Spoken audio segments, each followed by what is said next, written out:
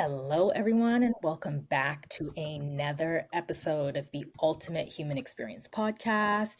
You already know who it is. It is your girl, Rashida, aka Righteous Sun. And on today's episode, we are talking all about hmm, the science of connection, building deeper relationships in the digital age. Just remember to like, subscribe, share with family and friends, and those who you feel will vibe with this message. That being said, let's get into it. Welcome once again, lovely practitioners. I'm really excited for you guys to come on this one as I was fumbling my words to be like, which episode are we talking about? Which is all about digital age and connecting with one another. And honestly, since the pandemic, I realized how much more I use technology than I ever had before. Like I became IT tech over that period, helping my kids online and honestly figuring out like how this technology works. And as they continue to grow in high school, everything has really become digital. Like they don't really have textbooks anymore. If you want to find out what's going on with any of their homework or assignments, you go straight online. So, like, that's how they really connect. I still am old school. I still would prefer a textbook. I would still prefer something tangible. But I also have to learn to adjust because I have to support them. So, before we begin and get deep into this conversation, I want to first introduce the amazing practitioners that are going to be joining us. We have Maria, Miriam, and Rashida. Welcome, everyone. Well, thank you for having Excited us. to be here. So, obviously, as you know, with every episode, we like to introduce each and every one of you and what it is that you offer through Hira and just your gifts to the world. And of course, I'm going to start with Maria because it's your first time being on one of the episodes. Well, hello, everyone. So I am Maria Esposito, and I guess you could say I'm not much of a label person, but I've been kind of named as a wholeness trainer, psychic healer, and I also do consulting. So more or less how I help people is to create awareness, release, healing, and revolutionary change in pretty much any areas of their life. I do specialize in the area of trauma, and I use the beautiful, beautiful modalities of hypnotherapy, timeline therapy, neurolinguistic programming, and astronumerology. And then coupled in with my intuitive gifts of my psychicness, empathy, and I couple that in with also my channeling and bringing in my client spirit guides within those beautiful modalities of healing. Thank you. Thank you Mm-hmm. so much. I was taking all that in. I always take it in from like a outside perspective to say like, wow, I need a Yeah. book. Every single one when you get to meet new people. Yeah. And Miriam, please share your offerings to the Yeah, world and to so hear. my name is Miriam Rachel. So I am a tarot reader and astrologer and psychic medium. So what I do is I offer readings, various astrology, tarot, psychic readings, and I don't specialize in any particular area, but I do have some boundaries as far as what kind of readings I'm willing to do. I do not do health readings, no pregnancy reading, nothing to do with legalities, etc. But I mean, as far as life path, relationships, career, business, and even past lives and all that, that I certainly can do. And I also focus on using tarot for creative purposes or marketing. And I offer like consultations for that as well. And I'm really looking forward to putting that out on Hira. Thank you so much, Yeah. Miriam. Thank you. And Brigida, please share your gifts and your offerings. Absolutely. So I'm a quantum healer of brains, pains, and traumas. So I'm a retired paramedic and board certified naturopathic medical graduate. My focus really has been in concussion recovery, chronic pain, and trauma resolution. So it started off really very much with the science and bringing in the soul of it all and I love blending the quantum physics and the quantum biology and pulling in all of those beautiful things and really not letting go of the science, but also bring in that spirituality and all of the beautiful gifts that have come online through quantum healing as well. So blending it all, blending it all. Thank you. Thank you You're so welcome. much. Thank you, guys. Before we begin, I'm going to take a pause. I'm hearing something in the background. I'm not sure. I can edit all of this out, but I just wanted to make sure so that as we continue to record.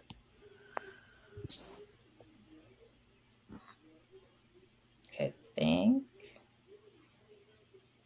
think we're okay. All right. We're back in it.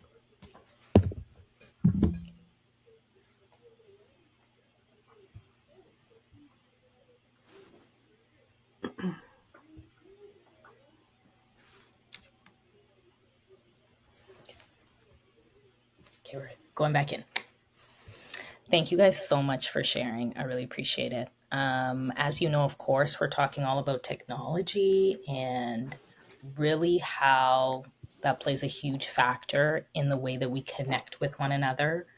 I'm very much about in person connection just because of that energy that comes from it and the feelings that you also get from that as well. And then I also see my children who are growing up in a way where they do connect mostly digitally, but then also don't know how to actually have conversations or bring things up with their friends because everything is just maybe a one word text or an emoji picture. And then going out there, they feel kind of anxious every so often in terms of how they show up as themselves, but also how they show up in relationships to their friends, especially as they're getting older.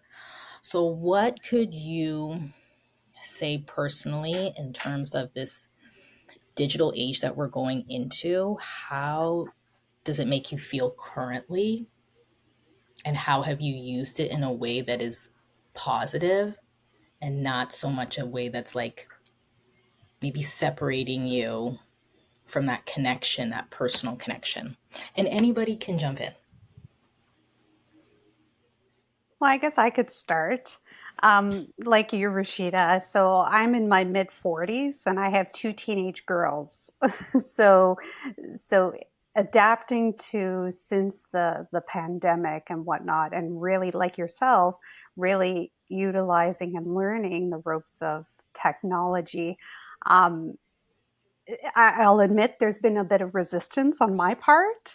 However, in terms of in my personal life, it's been a challenge having two teenage girls that are really big on technology and having them, have the understanding and just the context of connection doesn't come from technology. It comes from in person because I sense the resistance, like whenever we have family gatherings and stuff, they're just so um, they're so connected to their phones and just constantly being on there. Oh, what's people doing and whatever else they're doing.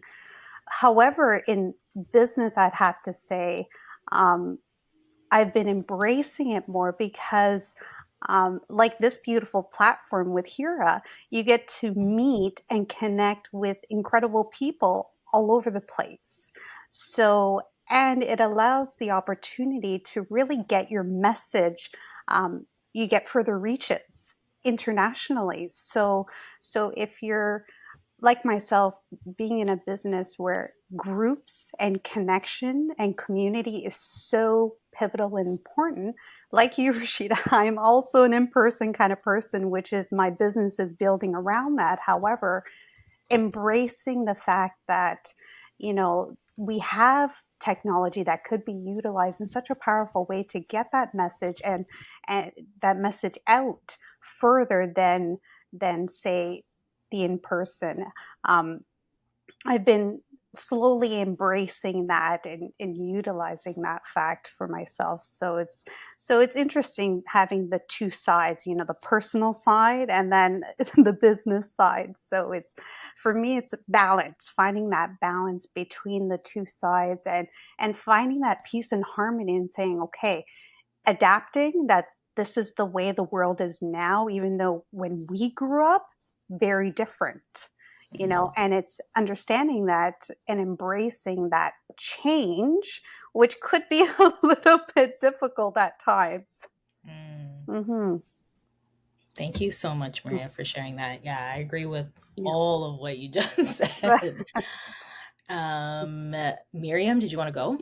Yeah, so, the thing is, I adapted to it pretty quickly. Now, back in 2011, I actually started doing like social media and SEO management and all that. I did like a whole freelancing thing, and I was doing freelance writing, like all obviously online. So, I mean, um, I was quite okay with it. And that's the thing. And then I got to admit that I started getting into it a little too much, to the point that, my phone basically became my extension. You know what I mean?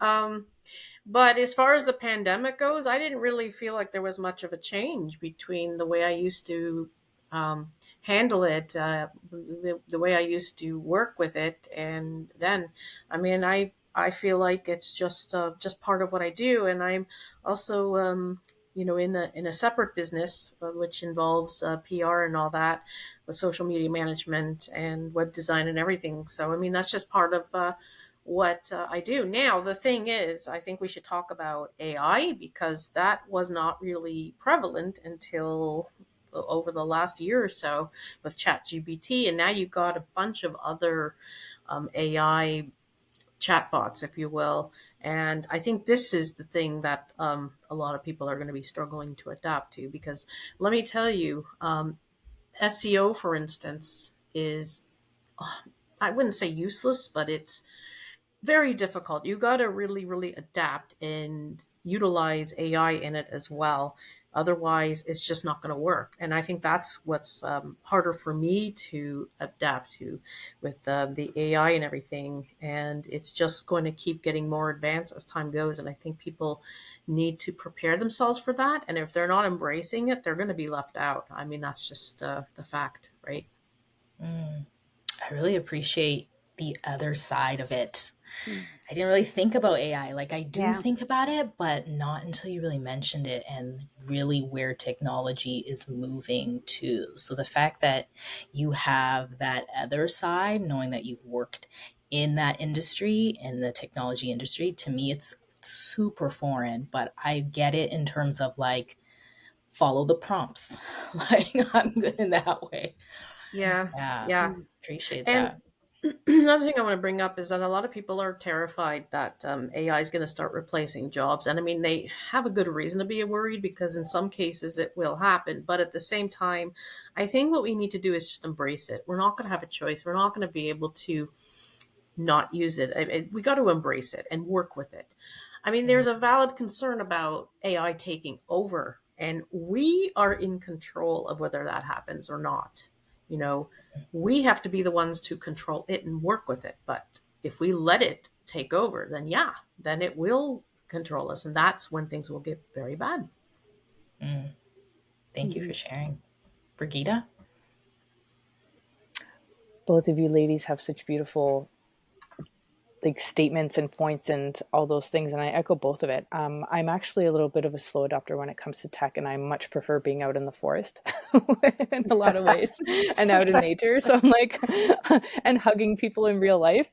Yeah. So as much as I embrace the fact that, like Maria said, it's wonderful to be able to access different learnings and also to grow your business and to share your gifts globally. It's a beautiful piece of technology, is beautiful in allowing us to do that.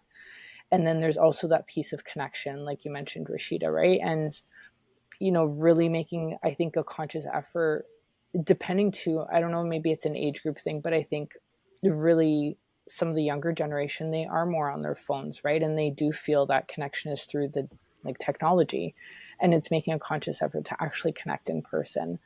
And as Miriam was speaking about AI, what was coming in is, you know, and I've been diving down the rabbit hole of quantum physics and the Akashic records, and we can talk about the AI that is being created, but we can also go into the beautiful gifts that shaman and medicine men and medicine women have had, and telepathy and this deep knowing and this connection that happens with the senses that are not something that we are taught, right? So just that gut feeling that we have, that intuition, all of those pieces. And really what we're connecting to is the original AI, the cloud that is out there, the ether, and all the knowledge that is there, the all pervasive space, right? So that's a whole other uh, rabbit hole we can go down, I guess, right? But just open up a whole other topic of conversation when we talk about the information that is contained in the vastness of the ethers, and the knowledge that is there that we can connect to when we're all channeling or when we're connecting into our different gifts, right? And what we're actually connecting into, and that is intelligence as well. And so that is the true organic, intelligence. And so we have this artificial AI, but we also have this innate intelligence that we all have access to, right? So it's, once again, I think it's about that balance, right? It's like Marian said, AI isn't going anywhere. And yes, maybe it is beautiful to replace those jobs, right? Because I've even set up myself, coming from the paramedic world, at 3 a.m. when you're doing certain medical calls, it's wonderful to have a failsafe and a foolproof, because really the human brain can make mistakes when you're doing math and calculating doses of drugs and things like that. So why wouldn't we bring in things like AI to help us with those things, right? To eliminate risks. And then also it's like there's that connection piece, right? So I think what we're all speaking to is it's not an either or thing. It's about finding that balance for each of us, right? And I think that's the conversation, and that's kind of that curiosity of like, ooh, is my phone becoming an extension of my arm? Like, do I need to dial it back a little bit, right? Like, we all go through those phases, and sometimes we'll swing a little bit more, right? Like, just even getting this platform up, sure, we've had to all spend more time, right? Yeah. Like, just on the back end of things. And so it's beautiful. And then you're like, okay, now I need to go to the forest, or I need to go hug a tree, or whatever that looks like, right? So, or I need to go actually sit with people and have a human connection and a hug. So Yeah. I think it's that balance between all those things. Yeah, Mhm. thank you for summing that up. I Yeah. appreciate it. Yeah, because you're right. Honestly, yeah, after any of the work that I do on the computer, I'm like, whoa, I need to just shut down, turn the lights off, and like Yeah. go somewhere into the forest and be there until I can recharge and come back and like tackle it again. Those are the moments Mhm. where I'm like, okay, computer off. Yeah. Yeah. Now I want to ask this other question because I love how you were all tying it into it has to be this balance. And now I'm realizing, like, in order for that to happen, you have to get to know yourself. And so, one of the things that comes to mind is this fostering of emotional intimacy. And when I think about emotional intimacy, it's like really getting to know you and every part of you as a whole. So, as you continue to grow. But I think what has happened and what you've all said is when you have that extension of you, or we get unbalanced, that basically is what I'm saying. In those moments, do you know yourself well enough to say, what is it that I need to reconnect? Right? Because sometimes we can get lost in all of that. We've seen that so many times with young people getting lost in the digital realm and doing things that unfortunately is either not good, harmful to themselves, or harmful to others because they realize or they're starting to believe that the digital world is their world and that this one is very foreign. So, how can you, for yourselves, how have you found like the fostering of that emotional intimacy for yourself? What does even that mean? Because I think some people don't even realize, like, even when I looked, I'm like, oh, emotional intimacy. If you're saying that to somebody else, they might be like, I don't get it, right? We think of intimacy more as like making love to one another, but no, to me, it's very much more of a sacred thing. And anyone can jump in. But what is your thought about that, and how can you foster more connection? I think presence is what's coming up for me. I think it was what Maria was speaking to, as far as like family functions, or just even when you're with someone, it's like, are you present? Can we just put down our phone and be present with each other and hold that space without, because very easily we can once again feel that connection and feel like, oh, yes, there's people on the other end of the phone that need my attention. But when we're with someone, can we be in full presence with them?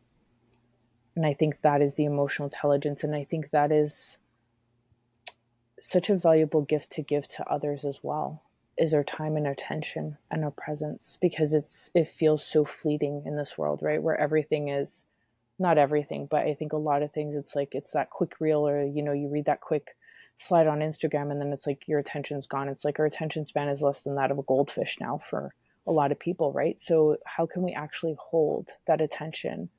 And that is such a gift, I think, for others. And that is where that vulnerability comes from, because when people feel they're actually being heard and listened to, and that they're not being judged, then they can share their story.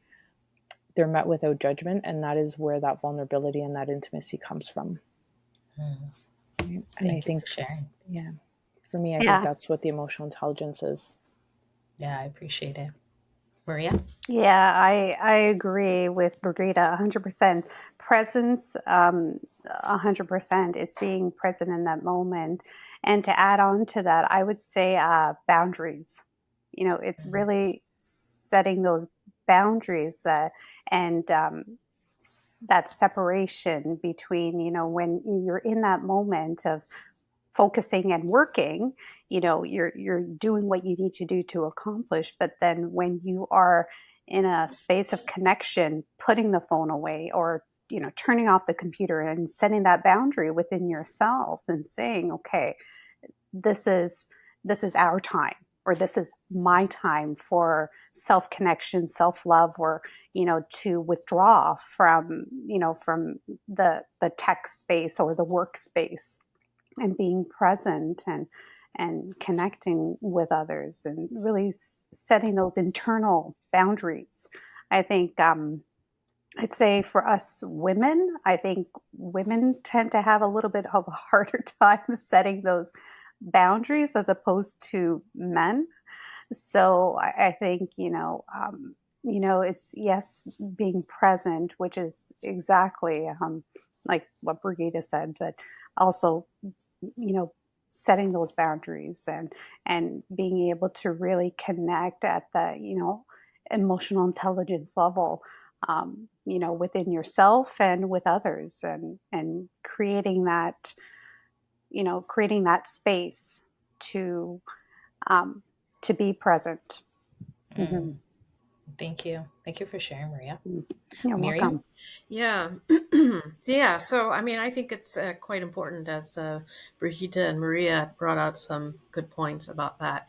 And I think it's something that you need to do, especially if you're so immersed in the technology. It boils down to self discipline. You got to choose a time to just completely unplug. And the other thing is, if you say, for instance, are going out for lunch with a friend, you do not want to be on your phone. You want to actually have a face to face conversation with them. And I mean, I've gotten pretty good at that, fortunately. I mean, I only, if I need to grab my phone, there's a good reason, like I got to look something up or something, but I don't spend time on it. And I think that's really what it is. You got to exercise some self discipline as far as using the technology while you are out with others, or while you're having any kind of intimate moments, whatever, or just time for yourself to unplug. Like literally go out, take a walk, don't use your phone, and disconnect from it. I mean, I think you got to create that balance within yourself. And I think this is a big challenge that a lot of people are facing nowadays. Yeah. Mm. Thank you for sharing. It Yeah. just makes me start to think of what the future holds in terms of how much we connect and the information as well, because I think that's another reason why so many of us stay connected, is that perhaps the information that you get from like the mainstream media versus people that are coming from the grounds is very different, which forces us to want to be there play by play or like catching up on what's happening. Um, so, how do you think for yourselves personally it will be in the future as things seem to be moving rapidly? Like the things that we probably never, I don't say we never thought, but like the things that we've thought about, it's coming to fruition. They're creating AI robots. They're doing things, you know what I mean? And they're creating these things, even like self driving cars. Like these things are out there. And the younger generation are wanting, they're so, it's almost like they, because they grew up on technology, they're so ready for what is to come. And yet, more in a way of like, this is just a really cool thing versus understanding the behind the scenes, just like what Miriam said, in terms of having control over the AI versus vice versa. Because there's a fear that comes with that, right? With all the movies that we see and things like that, there is a fear of what could happen. And with that fear, then we sort of step back and not take control of what technology is bringing to the table. Miriam, do you want to share on that one? Yeah, so it's funny that you're talking about the self-driving cars and all that because I was thinking about that too.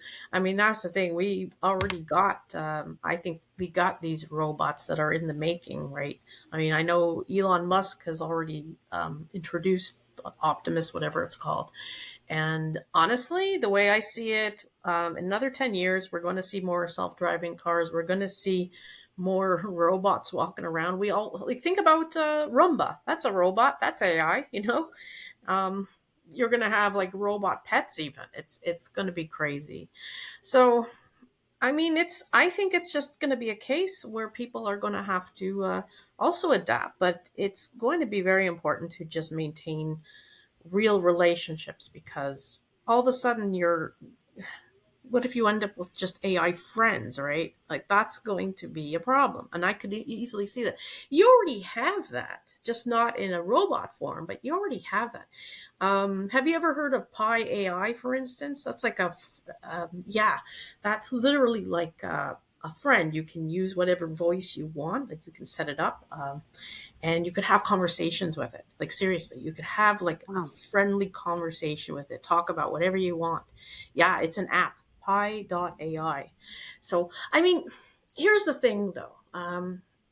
It's not all negative because what if you're going through something difficult and you're not finding anyone who's going to relate to you and you feel like you're judged and you've got to talk to someone and you can't afford therapy because therapy is expensive. So, in cases like that, it's not such a bad thing, right? But if it starts replacing human connections, that's where it becomes a problem. And yeah, I mean that's the thing. And I do think that people need to be very, very aware of what's to come because it's just going to keep evolving, right? Mm, appreciate that. Yeah. Brigida or Maria? I kind of follow a lot of different movements that, whether it's like unschooling or people taking their sovereignty back in different ways. So it's interesting to see. It's almost like this fork in the road, right? And I don't think either one is going to stop. Like Miriam said, right? AI is here and it is going to stay. I think it's up to us, like how we choose to integrate it and how we choose to use it, right? And there are Mm, entire families that are like, my kids won't have cell phones till they're 12 or 13 or whatever it is, right? And more people moving into community and farming and self-sustaining and those things, right? So there's a lot of different movements out there. I think it just depends, once again, with technology, what we're viewing, because what you're viewing on mainstream and how you curate your social media. I think that is the other piece as well, and what you see, right? Because it could very well be doom scrolling, or you could very well be wiring your brain for positivity and learning and all those things. So just really understanding, and what Miriam has been saying too, is like, rather than letting it use you, it's like, how are you using it to benefit you, right? Because the reality is, when I went to university, it's like we looked up articles in the library, right? So I'm really glad that we can just jump on there, and if I need a science article on something, I can find it on the internet very easily now, right? I don't have to spend hours just going to the library and then looking things up. So the ease of which we can obtain information is beautiful. And I think there needs to be that understanding and that discernment of like that critical thinking piece once again. I think it needs to be there, right? And I think as a parent, it can be especially difficult when things are moving towards everything being digital. But when we actually look at the neural pathways and how we're wired to learn, digital is not it, right? There's still so much benefit to pen and paper because that's what our brain understands. It does not understand the keyboard and typing. So even when we're looking at memory and memorizing different things, and not that we have to memorize everything because a lot of things are at the, once again, at the tips of our fingers. But when it comes to that, it's like, how are we wiring those neural pathways and just developing the brain and those connections and growing a developing brain as well, right? Because brains, I mean, we can argue they never really stop developing because there's neuroplasticity. But when you're looking at, if we want to say kids, most brains don't finish developing till they're into their late 20s, 28 for boys, I believe 20 something for females, it's a little bit earlier.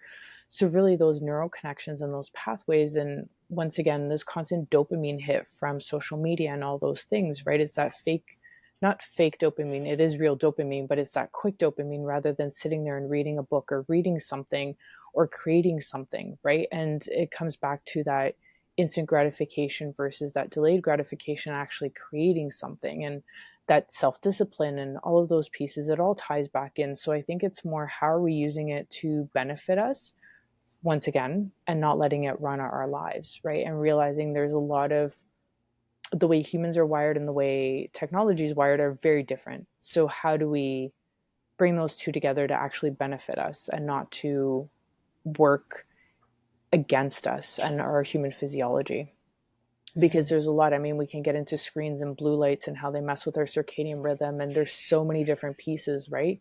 And the constant flashing and strobing of the screens and how disruptive that is for our eyes, and the problems we're seeing with different visual issues, but also how much of it is anxiety and ADHD versus like we're not actually growing our attention spans. We're constantly used to this quick switch, right? And that is not normal for our body at all. If we think back to how community would have been built, and I think it goes back to that piece that you're raising about what's going on in the world. We're not traditionally, we wouldn't have known what's going on the opposite side of the world, right? If it wasn't in our hand. So I don't necessarily need to know about all the catastrophes going on all the time because I don't need to take that on, right? That is also not healthy. So once again, it's that self-discipline and self-governance of like, what do I choose to? It's not that I'm completely naive and blocking out the world, but there comes a point in time where it's like, I don't need to take on my stuff and all the things I'm doing to help the collective, and then also the world at large. Like that is just far too massive for one human to constantly be aware of at all times. So I think that self-discipline, like Miriam said, is such a beautiful word of like, where's that boundary? We like boundaries, right, Maria? Boundaries. Yeah.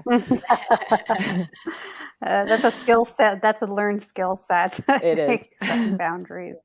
100%. No, I love what both of you ladies have said. It's for myself. I find when I hit contrast, or if there's a conflict, in the space of AI and technology with my kids, especially, because this is where being that observer and do my best to be objective and not subjective, it could be difficult as a parent. However, being able to disassociate yourself and saying, looking at a higher perspective. I tend to, in my past, I used to be a very analytical, logical person. So I would kind of look at the world as is. Since my personal development journey for many years, I do my best to look at the higher perspective. So whether that's a spiritual, energetic perspective. And the way I look at it is that, you know what? It's here for a reason. Now, we could speculate that what is the intention behind the AI? Because like Miriam and Brigitte said, it's such a powerful tool, and how we're utilizing it is so crucial in our own psychological, emotional um, development, especially in the younger generation. However, it's really utilizing it for and understanding our intention and how we use this. Whereas, when I get into that point and I'm seeing things like, especially through my kids and the younger generation, um, and if there is that contrast, again, it's okay.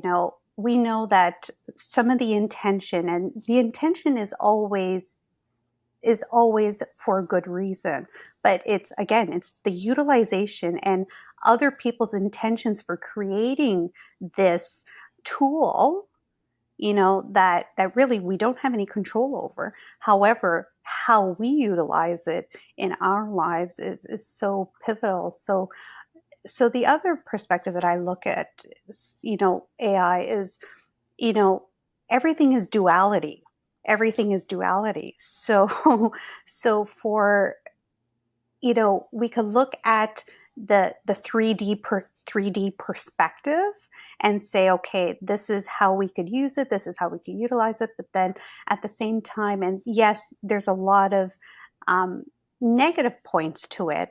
However, it's here to, I think, in my belief system, that it's here to create change. It's here for us to really connect and say, okay, you know, this is here. We're able to utilize this in a certain way as a tool, things like that.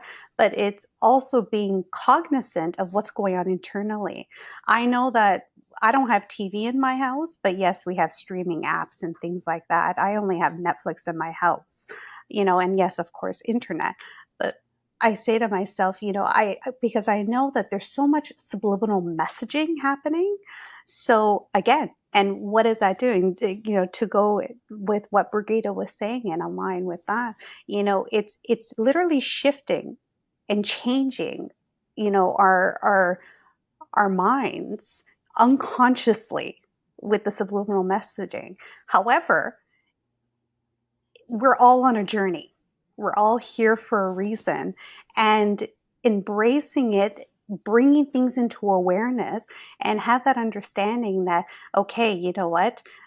I feel like, okay, there's a bit of an addiction here, or there's, I feel like I'm a bit attached here. And it's going back to that self-awareness, like you said, Rashida, and it's going back and really being self-aware, setting those boundaries, and really having an overall understanding that, yes, this is the path, this is where we're going, and doing our best, with the younger generation, and, working, whether we work with children, whether we have children, and working with those younger generations, that to me is impacting more than our generation, right? Mm. So, and it's teaching them, and having, and it's sharing with them, and making that time to be able to connect, to sit down, have those conversations, and instill in them subliminally, because we know that with kids sometimes we're too close energetically, so they don't want to listen to mom or dad, right? However, the unconscious mind never stops working.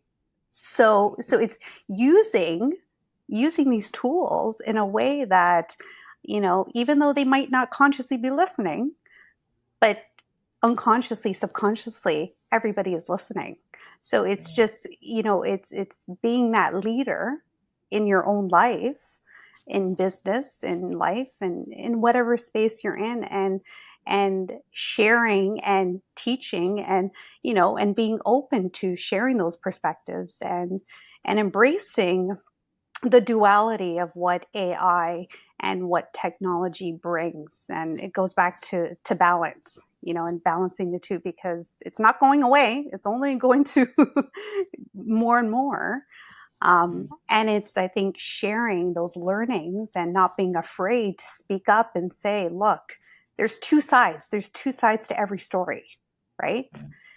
And I find that our generation and the boomer generation tend to be very could be a little bit more rigid in their knowings, and embracing change um, is difficult. However, it creates growth and expansion. So I think that's the flip side to that, is embracing the change and not being so rigid, because your life is only going to be that much harder if you're rigid in that space. Thank you for sharing. Thank you, everybody, for sharing. I really like how we got a little bit deeper in terms of technology. So, thank you, Miriam, for sharing that extra piece that is so important right now. It's really like AI is really up there in terms of where technology is going. And then I loved how both you and Maria and Brigitte talked about that duality, and like, even let's be real, talking about how it really affects us internally. And really, that then ties into that emotional intimacy of really understanding what affects you externally and how you can then balance out your life. And even just being aware of when you need to pivot, when you need to say, I've had too much of this and I don't feel good. It happens automatically. Like, I'm in Toronto, it's been raining and you can't really go outside. You can, like, I've been outside, but you can't really be out there with the kids in the park and stuff like that. We'll still go for our nature walks, but that piece of saying, okay, like, you've been in the house for too long, we can't do the technology. How can I figure out a way to lead them even in the moments when they're like, I don't feel like going outside? But it makes a big difference, just like you were saying, Brigida, in the way that they come back, how much more refreshed they are. And that's not for kids, that's for everybody. When you step away for a second, you come back, how do you feel? And then really take that into account when setting those internal boundaries just for yourself.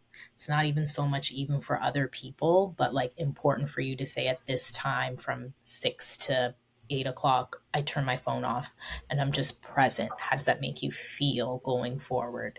And I think that's like super important. So I really do appreciate how you guys have all sort of, it's interconnected and how everybody shared their pieces. Um, what would you say for yourself? And this will be the last question.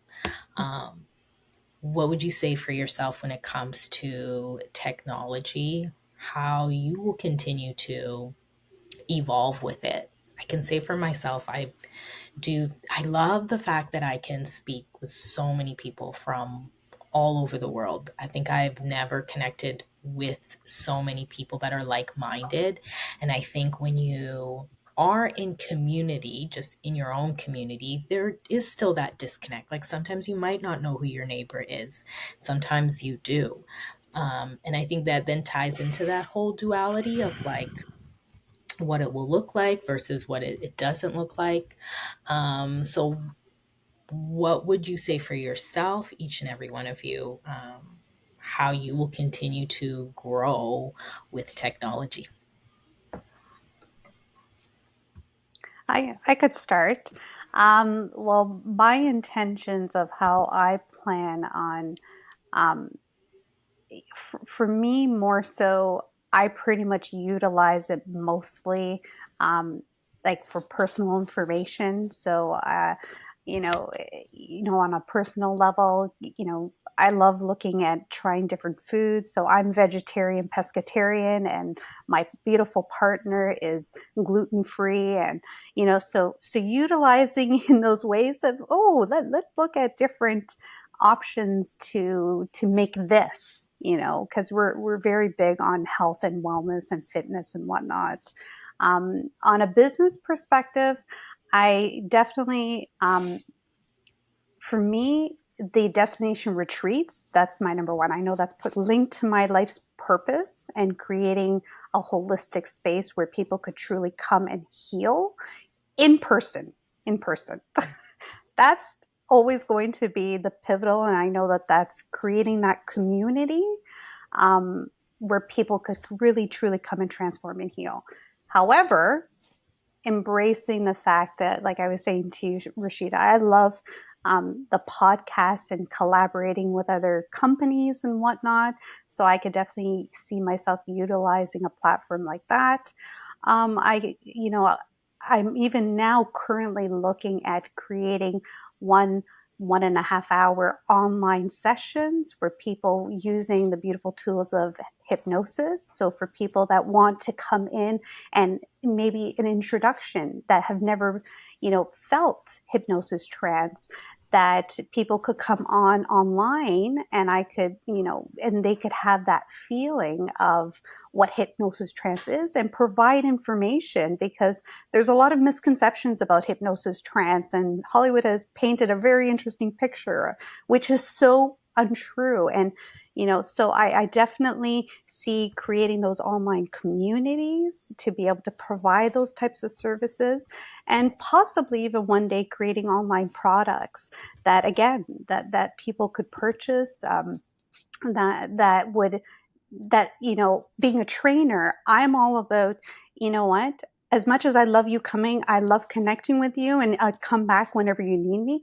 My goal is always about, what, let's get to the root of it.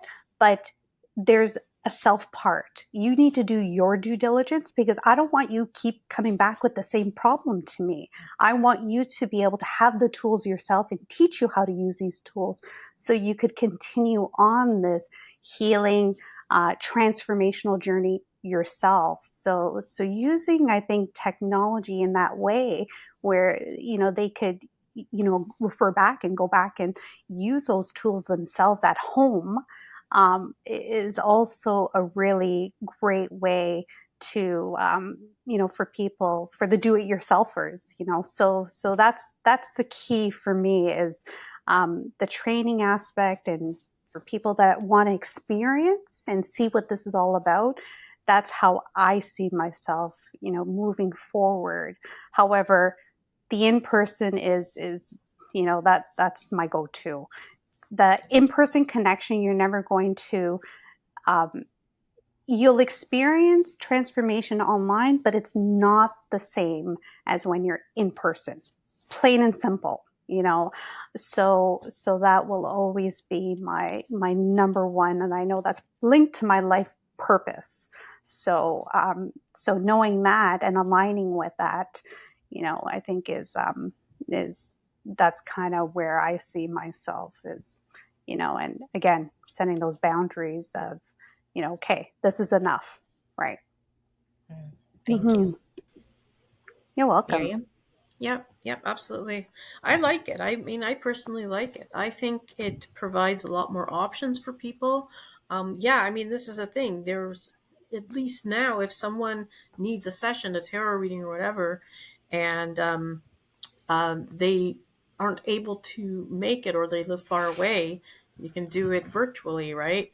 And I think that's a really cool thing. I mean, I think that's also very, it's also convenient for me, because I'm not really comfortable with having strangers in my house, right? And renting a space is quite expensive. It depends. I guess in some cases it's not, but I prefer to work from home and I prefer to work virtually.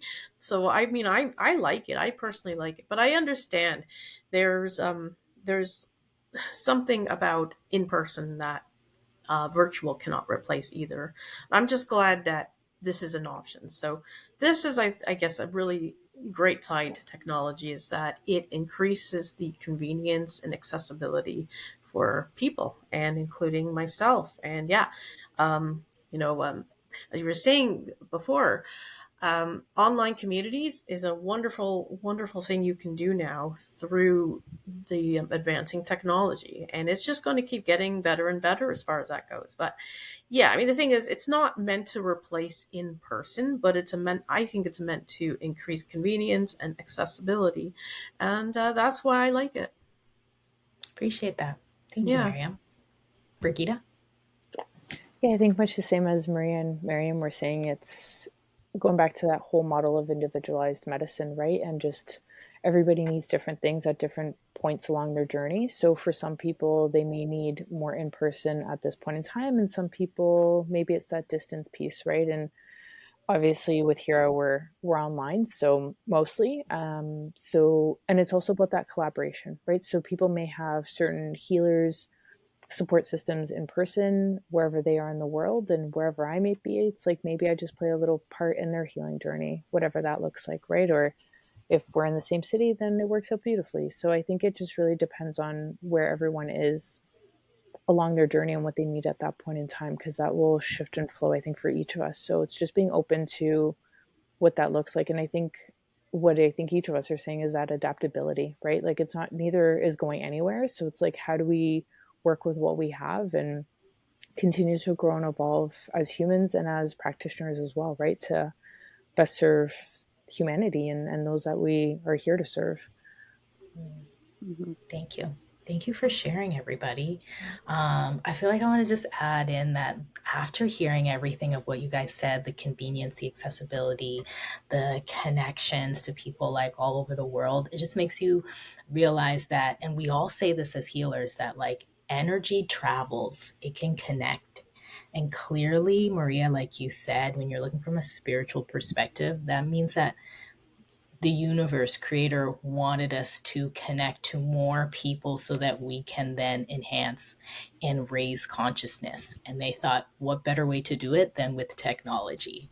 And I think you guys have all shared that through your own personal thoughts and experiences and through your gifts and your offerings. Like, I love how each one gave a certain perspective from their viewpoint, and then we tied it in with like that technology. We got really deep into that conversation, and I appreciate that. So thank you guys once again. You can connect with Brigida, Miriam, or Maria through the Hera Collective as we are getting ready to show the world this new way of connecting to those who have amazing gifts and offerings. And so you can check them out through symptoms, modalities, or ailments. You can go on there, you can find their name, you can see what it is that they do. There I can see everybody's like profile, and I get connect. I read you guys' bios, like I read it and I get excited to see what it is that you guys are going to help others just along their journey. So once again, guys, thank you. And this is the Ultimate Human Experience Podcast. We are out. Peace.